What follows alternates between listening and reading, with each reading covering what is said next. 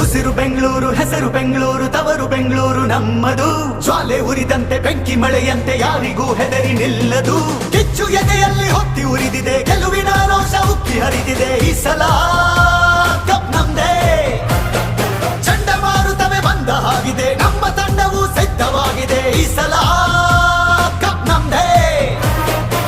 ನಮ್ಮೆಲ್ಲರ ಒಂದೇ ಕನಸು, IPL ಚಾಂಪಿಯನ್ಸು ಆಗಲೇಬೇಕು ಎಂದು ರಾಯಲ್ ಚಾಲೆಂಜರ್ಸ್ ಬೆಂಗಳೂರು.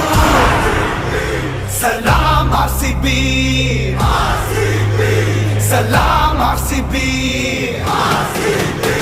ಸಲಾಂ RCB, ಸಲಾಂ RCB.